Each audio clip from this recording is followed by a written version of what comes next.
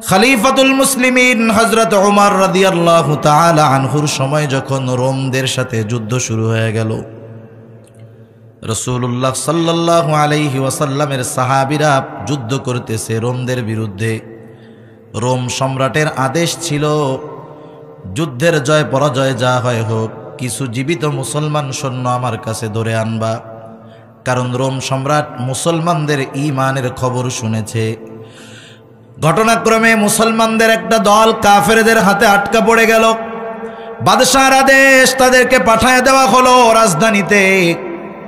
বাদশাহর কাছে খবর দেওয়া হলো, বাদশাহ নামদার, মুসলমানদের একটা দল আমাদের হাতে আটক, আপনি আদেশ করলে আপনার সামনে হাজির করা হবে। আমি সংক্ষিপ্ত সারে শোনাচ্ছি আপনাদের ইতিহাসের কিতাব আল বিদায়া ওয়ান নিহায়া থেকে। খবর দেওয়া হলো, বাদশাহ বলল আগামী দিন দরবারে হাজির করবা। পরের দিন সকালবেলা বাদশাহর আদেশ, আটককৃত মুসলমান সৈন্যদেরকে বাদশাহর সামনে হাজির করা হলো।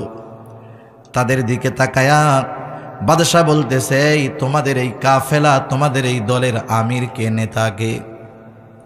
যুবক একজন দাঁড়িয়ে গেছে, উস্কু খুস্কু চুল।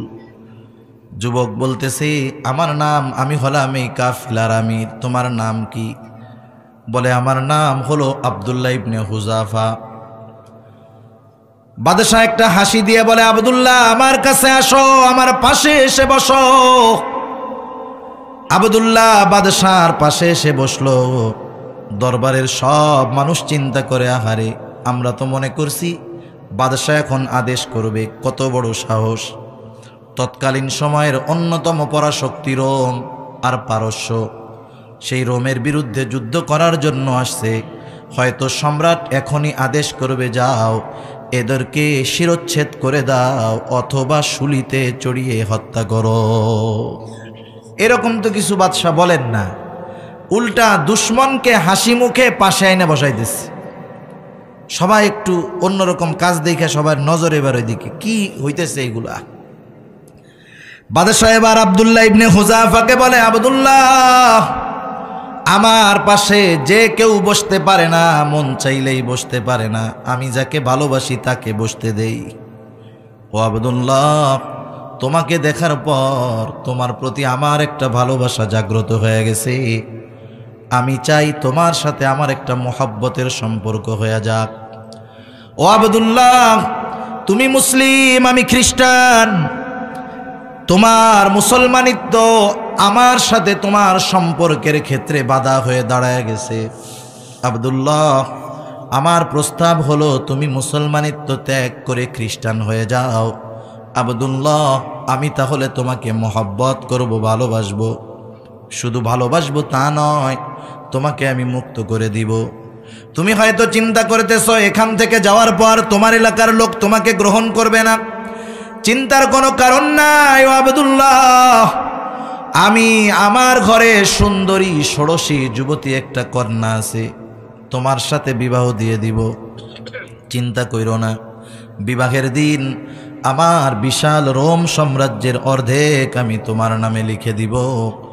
আমার মৃত্যুর পর তুমি বাকি অর্ধেকের মালিক হয়ে যাইবা। তুমি হবা এই বিশাল রোম সাম্রাজ্যের একচ্ছত্র অধিপতি। বাংলাদেশের মতো ছোট একটা দেশ না, ভারতীয় উপমহাদেশের চাইতে বড় হবে তৎকালীন সময়ের রোম সাম্রাজ্য। সব কিছু দিতে সে রাজি, বিনিময়ে ঈমান চায়। কি চায়? ঈমানের বিনিময়ে সব দিবে। আপনারা একটু বলেন, কেউ যদি আমার আপনার কাছে আমার আপনার সবচাইতে প্রিয় জিনিসটা চায়, সবচাইতে প্রিয় জিনিস, বিনিময়ে আমি আপনি যেটাকে সবচাইতে বেশি ঘৃণা করি সেইটা দিতে চায়, এই রকম প্রস্তাব যদি কেউ আমাদের কাছে দেয়, এই প্রস্তাব যে দিবে তার প্রতি রাগ হবে কি হবে না? প্রচণ্ড রাগ হয়ে যাবে যে আমার সবচাইতে মহব্বতের জিনিসটা চাও আর আমার সবচাইতে অপছন্দের জিনিসটা নিতে বলো, কত বড় সাহস! সাহাবায়ে কেরামের কাছে সবচাইতে প্রিয় সম্পদ ঈমান, সবচাইতে অপছন্দের বস্তু, ঘৃণার বস্তু হলো কুফর। সাহাবায়ে কেরাম দুনিয়া ছেড়ে কুফর ত্যাগ করে ঈমানকে গ্রহণ করেছে। আব্দুল্লাহ ইবনে হুযাফাকে কুফর গ্রহণ করে ঈমান ছেড়ে দুনিয়া নিতে বলা হচ্ছে। আব্দুল্লাহ ইবনে হুযাফা বসে আছে, রাগে শরীরের রক্তগুলা গরম হয়ে গেছে, শরীরের লোমকূপ দিয়ে ঘাম বের হওয়া শুরু হয়ে গেছে, চোখ দুটো রক্তবর্ণ হয়ে গেছে। বসে থাকা আব্দুল্লাহ দাঁড়ায় গেছে। বাদশার দিকে ফিরে আব্দুল্লাহ ইবনে হুযাফা ঈমানি আওয়াজে বলতেছে, এই রোমের কুকুর, তুই কি দুনিয়ার বিনিময়ে আমার ঈমান কিনতে চাস? তুই শুনে রাখ, এত তোর সামান্য রোম সাম্রাজ্য, তুই যদি আমাকে তামাম দুনিয়ার মালিকও বানায় দেস, আমি আবদুল্লাহ আমার ঈমান তোর কাছে বিক্রয় করব না। যে জিনিস কেউ কখনো দেখে নাই, যে জিনিস কেউ কখনো কল্পনা করে নাই, এই রকম জিনিস যদি আমার আপনার সামনে চলে আসে, এটা দেখার পর মানুষ কিছু সময়ের জন্য হতবাক হয়ে যায়, ভাষা হারায় ফেলে, কি বলে টের পায় না, কি বলবে বুঝতে পারে না। রোমের মানুষ তো কোনোদিন দেখে নাই যে তাদের সম্রাটকে ধমক দিতে পারে এমন লোক দুনিয়ায় আছে, এটা রোমের মানুষ জানতো না। আবার বন্দি মানুষ, একেবারে এক ধমকে পুরা দরবার পিনপতন নীরব হয়ে গেছে। বাদশাহ রাগে ক্ষোভে অন্দরমহলে চলে গেলেন, ভেতরে গিয়ে ফরমান পাঠায়া দিলেন, কত বড় সাহস, ঈমানের বড়াই দেখায়, যাও ওকে জেলখানার মধ্যে আটকায় রাখো, খাবারও দিবা না, পানিও দিবা না, ওর ঈমানের বড়াই কতক্ষণ চলে দেখে ছাড়বো। ডাক্তারকে বলছে, ডাক্তার খোঁজ খবর রাখবা, যখন দেখবা খানা পানির অভাবে অবস্থা বড় করুন, তখন আমার কাছে এসে জানাইবা। আব্দুল্লাহ ইবনে হুযাফাকে জেলখানার মধ্যে আটকায় রাখা হলো। 1 সপ্তাহ হয়ে গেছে, খাবারও নাই, পানিও নাই। আমরা যদি 2 বেলা না খাই, 3য় বেলা যাইয়া বিছানায় শেষ। সেহরির সময় একবারে ডাউনলোড দেই পুরা। অনেকে ফজরের নামাজ পড়তে যায় না, কেন যাস না? কয় যে পর্যন্ত গিলছি রুকু দিলে সব বের হয়ে যাবে, সেজন্য নড়াচড়া করে একটু পরে টরে পড়ে আর কি। এত ডাউনলোড দিয়া যখন জোহরের নামাজটা কোনো মতে যায়, দেখবেন অন্যান্য সময়ের তুলনায় রোজার মাসে জোহরের পরে আর আসরের পরে একদল মুসল্লি মসজিদে শুয়ে থাকে, খালি গড়াগড়ি করে, ঘুম কিন্তু আসে না। কি হয়েছে, এমন করো কেন? বলে রোজায় ধরছে, মানে খিদে লেগে গেছে আর কি। 1 সপ্তাহ পার হয়ে গেছে, খাবারও নাই, পানিও নাই, জেলখানার মধ্যে শুয়ে আছে আব্দুল্লাহ। বোঝা যায় না বেঁচে আছে নাকি মারা গেছে। ডাক্তার দরজা খুলে ভেতরে ঢুইকা দেখে অবস্থা খারাপ। বাদশার কাছে এসে বলে, ও বাদশা নামদার, আব্দুল্লাহ ইবনে হুযাফার অবস্থা কিন্তু ভালো না, এখন যদি খানা পানি না দেওয়া হয় যে কোনো মুহূর্তে বড় বিপদ হয়ে যেতে পারে। বাদশাহ বলল, যাও ওর জন্য খাবার আর পানি নিয়ে যাও। কিন্তু খাবার নিবা শুকরের গোস্ত, পানি নিবা মদ মেশানো পানি, হালাল না হারাম?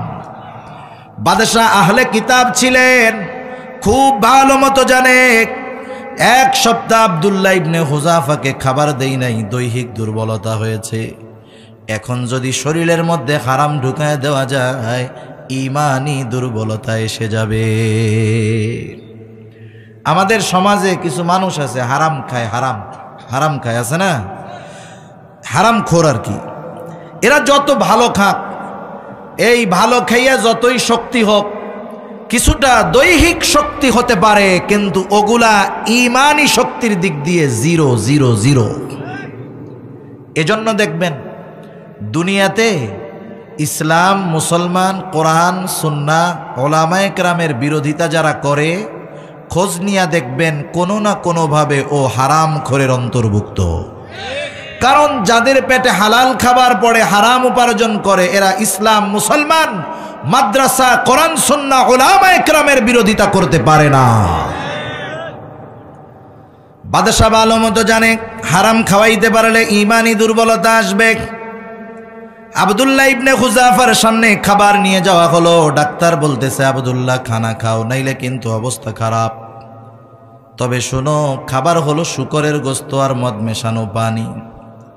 বলেন তো, আব্দুল্লাহ ইবনে হুযাফা দৈহিক দিক দিয়ে দুর্বল, কিন্তু ঈমানের দিক দিয়ে দুর্বল নাকি? ইমানি পরীক্ষার একটা ধাপ আছে, স্টেজ আছে। ওই অবস্থা যদি কেউ অতিক্রম করতে পারে, এরপরে পরীক্ষা যত কঠোর হয়, ইমান আর দমে না, ওর ইমান তত মজবুত হয়। আব্দুল্লাহ ইবনে হুযাফার অবস্থা ওইটা। এখন তার ইমানি শক্তি আছে, বলে ডাক্তার এগুলা সরায় ফেলো, আমার জীবনও যদি চলে যায় হারাম খাবার আমি ঠোঁটে লাগাবো না। ডাক্তার চলে গেছে বাদশার কাছে, গিয়ে বলে বাদশাহ ও জীবন দিবে তবু হারাম খাবে না। বাদশাহ এবার চূড়ান্ত পর্যায়ে রাগান্বিত হয়ে গেলেন। বাদশাহ বলতেছে যাও আগামী দিন সকাল বেলায় বড় ডেকসির মধ্যে তেল গরম করবা। বাদশাহর আদেশে পরের দিন সকালে বড় পাতিলের মধ্যে তেল গরম করা হলো। ফুটন্ত তেল টকবক করতেছে। পরের দিন সকাল বেলায় বাদশাহ হাজির, আদেশ করলেন যাও আব্দুল্লাহ ইবনে হুযাফাকে হাজির করো। আব্দুল্লাহ ইবনে হুযাফা অনাহারে এতটা দুর্বল, একা হেঁটে আসতে পারে না, দুইজনের কাঁধে ভর করে বাদশার সামনে হাজির। তেল টকবক করতেছে। আব্দুল্লাহ ইবনে হুযাফাকে ওই উত্তপ্ত তেল দেখায়া বাদশাহ বলে আব্দুল্লাহ এখনো সময় আছে, আমার কথা মেনে নাও, নাইলে তোমার অবস্থান হবে ওই তেলের মধ্যে। পরীক্ষার কঠোরতা বাড়ে না কমে? আব্দুল্লাহ ইবনে হুযাফার ইমানি হালত বাড়ে না কমে? আব্দুল্লাহ ইবনে হুযাফা এবার বলে না বাদশাহ না, আমি জীবন দিব তবু ইমান ত্যাগ করব না। বাদশাহ বলে আব্দুল্লাহ তুমি কি জানো কি পরিণতি হবে? বাদশাহ আদেশ করলো যাও জেলখানা থেকে একজন মুসলমান কয়েদি ধরে আনো। বাদশাহর আদেশে একজন মুসলিম কয়েদি ধরে আনা হলো। বাদশাহ আদেশ করলো যাও একে তেলের মধ্যে ফেলে দাও। বাদশাহর আদেশে যখন তাকে ফুটন্ত তেলের মধ্যে ফালায় দেওয়া হয়, মুহূর্তের ভিতরে হাড্ডি থেকে মাংসগুলা আলাদা হয়ে গেল, কিমা ভাজার মতো হয়ে গেছে। শাহাদাতের অমিয় সুধা পান করলো লোকটা। বাদশাহ বলে আব্দুল্লাহ তোমার পরিণতি অমনি হবে, আমার কথা মানো। আব্দুল্লাহ ইবনে হুযাফা বলে বাদশাহ আমি জীবন দিতে প্রস্তুত, তবু আমি ঈমান ছাড়ব না। বাদশাহ বলে যাও ওরেও তেলের মধ্যে ফালায়া দাও। এবার দুইজন ধরে ধরে তাকে তেলের পাত্রের কাছে নিয়ে যাচ্ছে। এতক্ষণ আব্দুল্লাহ ইবনে হুযাফা স্বাভাবিক, কিন্তু এখন কান্না শুরু করে দিল। বাদশাহ বলে আব্দুল্লাহ কাপুরুষের মতো কান্না করো কেন? তোমার কি মৃত্যুর ভয় হয়? জীবনের জন্য মায়া হয় নাকি? মরার ভয়ে কান্না করো নাকি? আব্দুল্লাহ ইবনে হুযাফা বলে না বাদশাহ না না, আমি মৃত্যুর ভয়ে কান্না করি না। কারণ প্রকৃত মুমিন মূলত মৃত্যুকে ভয় পায় না, কারণ মৃত্যুর মাধ্যমে তো আল্লাহর সাথে মিলিত হওয়া যায়। যারা মুরব্বী, দিনদার মুরব্বী, দিনদার মুরব্বী, জীবনের অন্তিম মুহূর্তে পৌঁছায়া গেছে, দাড়ি চুল পাইকে গেছে, দিনদার, চামড়া ঝুলে গেছে, গিয়ে যদি জিজ্ঞাসা করা হয় চাচা দাদা জীবনের শেষ সময় এসে গেছে, এখন মনে কি চায়? দিনদার মানুষের জবাব হইল এখন আর কিছু মন চায় না, একটু দোয়া কইরো জানি ইমানটা নিয়ে মরতে পারি, এইটাই কিন্তু চায়। আর যেটা দুনিয়াদার, ও যদি আইসিইউর মধ্যেও থাকে কোনো মতে জান আছে আর কথা কইতে পারে, দুনিয়াদার কি মন চায় আর দুনিয়ায় বলে ছেলে তো চারটা, তিনটারে ঢাকা শহরে তিনটা বাড়ি বানাই দিলাম, ছোটটারে বানাই দিতে পারলাম না। ওরে যদি ঢাকায় একটা বাড়ি বানাইয়া দিয়া মরতে পারতাম তাহলে মইরাও শান্তি পাইতাম। কি টেনশন মুক্ত দুনিয়াদার। আর দিনদার সে চিন্তা করে ইমান নিয়ে মরতে হবে, মরা ভয় না, ভয় হলো ইমান নিয়ে মরতে পারবো কিনা। কারণ প্রকৃত মুমিন জানে মৃত্যু হলো একটা পর্দা, এপারে দুনিয়া, ইমান নিয়ে মরতে পারলে ওপারেই আল্লাহর জান্নাত। সুবহানাল্লাহ। আর সেই মৃত্যু যদি শাহাদাতের মৃত্যু হয়, এর চাইতে সৌভাগ্যের আর কিছু হইতে পারে? পারে না। আব্দুল্লাহ ইবনে হুযাফা বলে মরার ভয়ে কাঁদি না, তাইলে কাঁদো কেন?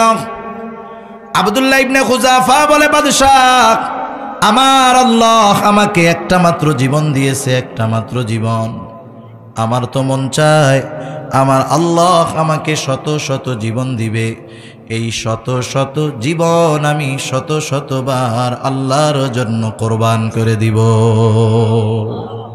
মরার ভয়ে কান্দি না, একবার মাত্র মরতে পারবো তো এই জন্য কাঁদতেছি। বাদশা তো আহলে কিতাব, আল্লাহরে বিশ্বাস করে। ও চিন্তা করছে ওকে যদি আগুনে ওই তেলের মধ্যে ফালায়া দেয় ও মরে যাবে ঠিক, কিন্তু পরাজিত হবে না। বুদ্ধিমান লোক তো। সব মৃত্যু মানুষকে পরাজিত করে দেয় না, কিছু মৃত্যু চূড়ান্ত বিজয়ের, চূড়ান্ত সফলতা এনে দেয়। ঠিক কিনা বলেন?